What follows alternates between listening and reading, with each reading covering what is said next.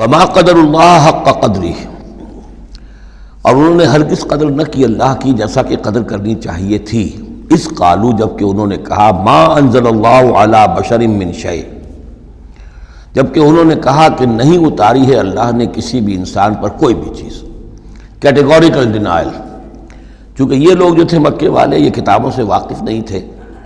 تو یہود نے سب سے پہلے جو ان سے کہا وہ یہ ہے کہ یہ سب خیال ہے، وہم ہے، اللہ نے کبھی کوئی چیز اتاری ہی نہیں کسی پر۔ اب چونکہ یہ سوال آیا تھا ان کی طرف سے، لہذا جواب میں مشرکین مکہ سے خطاب نہیں کیا ہے، بلکہ براہ راست جن کی طرف سے یہ بات آئی تھی ان سے خطاب ہے۔ قل من انزل الکتاب الذی جاء بہ موسیٰ، ان سے پوچھئے کہ پھر کس نے اتاری تھی وہ کتاب جو موسیٰ لے کر آئے تھے؟ کیا وہ من گھڑت تھی موسیٰ کی؟ اپنے ہاتھ سے لکھی ہوئی تھی؟ اگر اللہ نے کبھی کچھ نہیں اتارا تو من انزل الکتاب الذی جاء بہ موسیٰ نورا وہدی للناس، کہ جو نور بھی تھی، اس کے اندر نور بھی تھا، وہ خود روشن تھی اور لوگوں کے لیے رہنمائی تھی۔ تجعلونہ قراطیسا، تم نے اسے ورق ورق کر دیا ہے، ٹکڑوں میں بانٹ دیا ہے، حصوں میں تقسیم کر دیا ہے۔ تبدونہا وتخفون کثیرا، کچھ کو ظاہر بھی کرتے ہو لیکن اکثر کو چھپا کر رکھتے ہو۔ یہودیوں نے کتاب کو جس طرح چھپایا ہے اور اپنے من مانی فتویٰ فروشی کے لیے، تو انہوں نے یہ شکل اختیار کی تھی کہ عام لوگوں کے ہاتھ میں یہ کتاب نہیں آنی چاہیے، بڑی محفوظ رہنی چاہیے وہ، اور یہ کہ عام لوگوں کی دسترس میں نہ ہو۔ وَعُلِّمْتُمْ مَا لَمْ تَعْلَمُوا أَنْتُمْ وَلَا آبَاؤُكُمْ، اور تمہیں سکھائی گئی تھی وہ سب باتیں جو نہ تم جانتے تھے تمہارے آباء و اجداد جانتے تھے۔ قُلِ اللَّهُ، کہیے یہ سب اللہ نے نازل کیا۔ تورات بھی اللہ نے نازل فرمائی تھی، انجیل بھی اللہ نے نازل فرمائی تھی، اب یہ قرآن بھی اللہ نے نازل فرمایا ہے۔ ثُمَّ ذَرْهُمْ فِي خَوْضِهِمْ يَلْعَبُونَ، پھر یہ بات کہنے کے بعد اے نبی صلی اللہ علیہ وسلم ان کو چھوڑ دیجئے اور ان سے کنارہ کشی کر لیجئے، وہ اپنی باتوں میں خرافات کے اندر کھیلتے رہیں۔ وَهَذَا كِتَابٌ أَنزَلْنَاهُ مُبَارَكٌ، اور اب یہ کتاب ہے جسے ہم نے نازل کیا ہے، بڑی بابرکت ہے۔ مُصَدِّقُ الَّذِي بَيْنَ يَدَيْهِ، جو تصدیق کرتے ہوئے آئی ہے اس کی جو اس کے سامنے موجود ہے۔ وَلِتُنذِرَ أُمَّ الْقُرَىٰ وَمَنْ حَوْلَهَا، تاکہ اے نبی صلی اللہ علیہ وسلم آپ خبردار کر دیں ام القریٰ اور اس کے آس پاس کے لوگوں کو۔ قریٰ قریے کی جمع ہے، قریٰ بستیوں کی ماں، بستیوں کی جڑ، بستیوں کی بنیاد۔ ہر ملک کے اندر ایک شہر ایسا ہوتا ہے کہ جو گویا کہ اس کے لیے مرکز کی حیثیت رکھتا ہے، دارالخلافہ کہیں، دارالحکومت کہیں۔ تو اگرچہ عرب میں کوئی حکومت نہیں تھی مرکزی حکومت، لیکن یہ کہ عرب میں، جزیرہ نما عرب میں مکہ مکرمہ کو ام القریٰ کی حیثیت حاصل تھی۔ یہی ایک شہر ایسا تھا کہ جہاں ایک تو یہ کہ کعبہ تھا، تمام قبیلے جو ہیں وہ یہاں حج کے لیے آتے تھے، ان کا مذہبی مرکز تھا۔ پھر یہ کہ جو قریش کو خاص طور پر ایسٹ ویسٹ ٹریڈ کے اندر جو خاص مونوپلی حاصل ہو گئی تھی، اور وہ بھی اسی کعبے کی برکت کی وجہ سے، اس کی وجہ سے پیسے کی ریل پیل بھی تھی، قافلے آتے تھے جاتے تھے، یہیں سے ہو کر جو یمن سے قافلے چلتے تھے مکے سے ہو کر شام کو جاتے تھے، شام سے آتے تھے مکے سے ہو کر پھر یمن کو جاتے تھے۔ یہ ام القریٰ ہے۔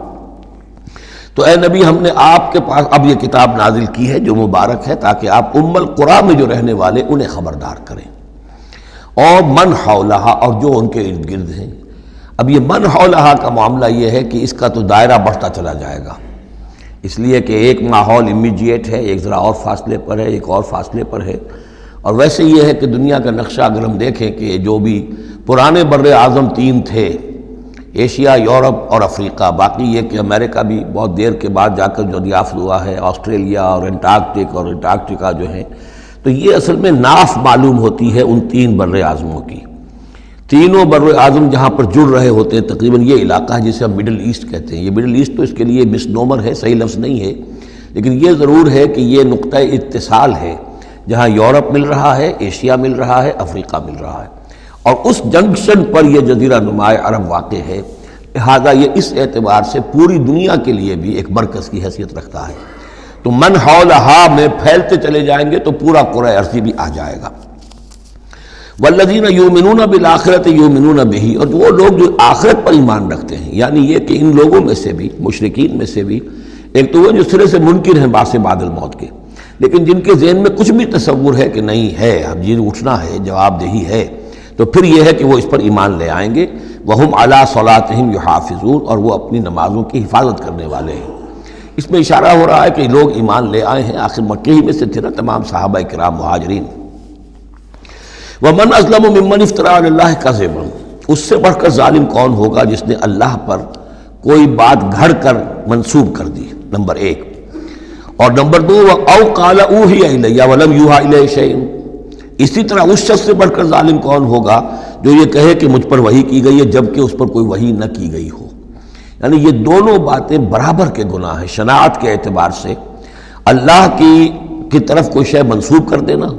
یا یہ کہنا کہ مجھ پر کوئی شے وحی کی گئی ہے، یہ دونوں باتیں برابر کی ہیں۔ تو ذرا سوچو کہ جو محمد صلی اللہ علیہ وسلم تمہارے سامنے موجود ہیں، کیا ان کی سیرت و کردار کی کوئی مناسبت ہے؟ ان کی زندگی کے اندر کوئی اور پہلو تم دیکھتے ہو ایسا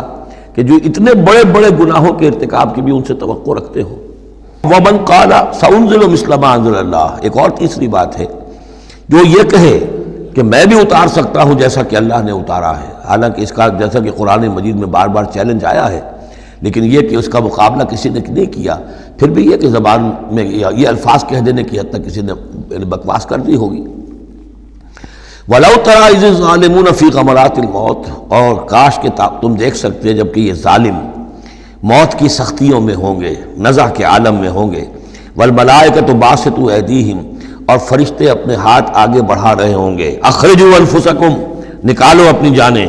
اليوم تجزون عذاب الہون بما کنتم تقولون علی اللہ غیر الحق، آج تمہیں نہایت اہانت آمیز سزا دی جائے گی، عذاب دیا جائے گا بسبب اس کے جو تم کہتے رہے تھے اللہ کی طرف منسوب کر کے ناحق باتیں، وَكُنْتُمْ عَنْ آيَاتِهِ تَسْتَكْبِرُونَ، اور تم اللہ تعالیٰ کی آیات سے استکبار کر کے اعراض کرتے رہے تھے۔ وَلَقَدْ جِئْتُمُونَا فُرَادًا، اور پھر قیامت کے دن کہا جائے گا آ گئے ہو ہمارے پاس اکیلے اکیلے، کوئی تمہارے ساتھ لاؤ لشکر نہیں، کوئی تمہارے ساتھ ساز و سامان نہیں، تمہارے وہ خدم و حشم نہیں، کوئی تمہارے حمایتی نہیں، کوئی جماعت و جمعیت نہیں، کیونکہ یہ بات آگے بھی کہی گئی ہے سورہ مریم میں، وَكُلُّهُمْ آتِيهِ يَوْمَ الْقِيَامَةِ فَرْدًا، قیامت کے دن ہر شخص کا جو محاسبہ انفرادی حیثیت میں ہوگا، اور ظاہر بات ہے اکیلا آدمی کھڑا ہوگا، نہ اس کے رشتہ دار ہیں، نہ ماں باپ ہیں، نہ اولاد ہیں، نہ بیوی ہے، نہ بیوی کے ساتھ اس کا شوہر ہے، اور نہ ساز و سامان ہے، خدم و حشم ہے، کچھ بھی نہیں۔